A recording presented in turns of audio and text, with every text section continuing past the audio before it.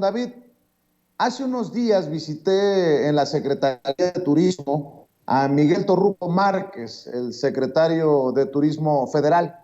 Ahí nos dio un recorrido por las instalaciones, incluso hay sorpresas. Habló de cómo está saliendo adelante el turismo de México a pesar de la pandemia, de la redirección del turismo hacia los pueblos mágicos, hacia el interior de nuestro país, no solamente en destinos como Cancún, solo por dar ejemplo. Me mostró también el centro de operaciones de Los Ángeles Verdes para aquellas personas que siempre están con el Jesús en la boca y que viajan por carretera. En fin, creo que ha sido un recorrido muy interesante que le presento aquí. A continuación, vemos y escuchamos lo que conversamos con Miguel Torruco Márquez, con quien estuvimos hace unos días.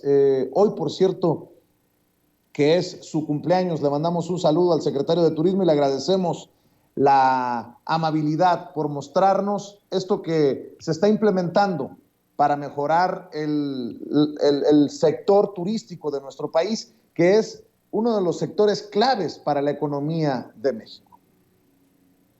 En la oficina del secretario de Turismo, Miguel Torruco, a quien le agradezco mucho que nos reciba y hable sin censura. Tanto tiempo sin vernos, secretario.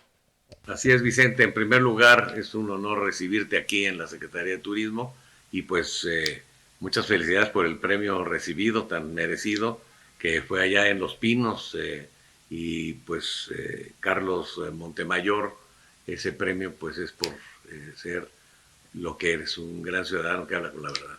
Muchas gracias, secretario, por sus generosas palabras. Pero déjeme regresarle la generosidad.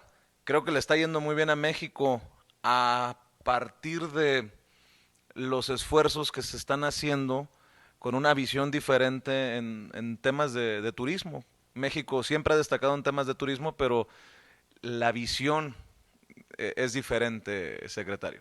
Bueno, en primer lugar, para quienes nos están viendo en este importante programa, es qué recibimos, cómo lo recibimos y hacia dónde vamos, como a manera de punto de referencia.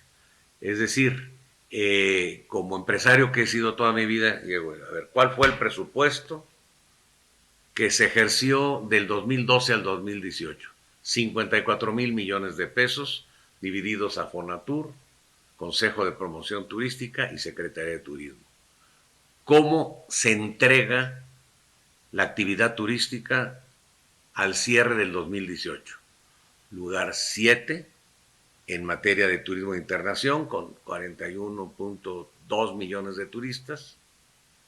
Lugar séptimo, que es lo que generalmente se decía, estamos en el top 10. Pero la potencialidad turística de una nación pues no se mide por el número de turistas recibidos, sino por las divisas captadas. Y bajo ese concepto estábamos en el lugar 17 en captación de divisas y en gasto per cápita en lugar 40. Es decir, que habían 39 naciones que sus gobiernos, su sector privado, tuvieron mayor creatividad para crear, concebir y hacer un nuevo producto que impactara a un consumidor cada vez más exigente. Pero de los 41 millones que recibíamos, el 92,5% se canalizaba solamente en 6 plazas de vocación turística. Cancún, Ciudad de México, Los Cabos, Puerto Vallarta, Guadalajara y Monterrey. Hasta ahí. 6 plazas turísticas. Así es.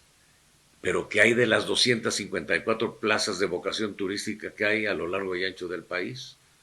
Ahí es a donde comprendo que cuando yo era presidente de la Asociación Mexicana de Hoteles, iba yo a San Blas o a Real de 14 y me decían, oye Miguel, ¿por qué dicen que somos la gran potencia y pues no vemos mucho turista? Pues por lógica. Si son 254 plazas, había que dividirse en cuentagotas lo que dejaban las 6. Entonces, realmente no se beneficiaba a la población local. El presidente de la República, Andrés Manuel López Obrador, lo primero que hace es, Miguel, hay que hacer del turismo una herramienta de reconciliación social. Lo más importante es beneficiar a la población local y también ya evitar esos contrastes de paraísos turísticos conviviendo con infiernos de marginación. Es decir, que fue un fenómeno que se fue dando desde el inicio de los 30 con los primeros centros turísticos. Se le ponía toda la carne al asador a una avenida, a los hoteles, pero se olvidaba la población. Entonces este es un gobierno que realmente es un cambio de régimen, un cambio de modelo, un cambio de la forma de pensar. Hay que ver cómo vamos a beneficiar, por un lado, a la población y por el otro, cómo vamos a seguir creciendo en materia turística, pero también con mayores ingresos que permeen en beneficio de la población. Desde antes de la pandemia, el mismo presidente de la República comprendió perfectamente el diagnóstico, por ello da la orden de iniciar el Tren Maya. Pero pues antes voy a hacer un paréntesis. El criticado Tren Maya. Cuando él fue jefe de gobierno, pasó la misma historia. Cuando reestructura el centro histórico y lo remodela y lo embellece, crítica de la oposición. Cuando hace el corredor turístico a Reforma, crítica de la oposición.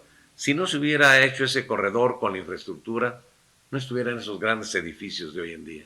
Pero qué decir del segundo piso. Crítica el segundo piso. ¿Y en qué terminó el segundo piso? No hubo endeudamiento y además es el único gratuito.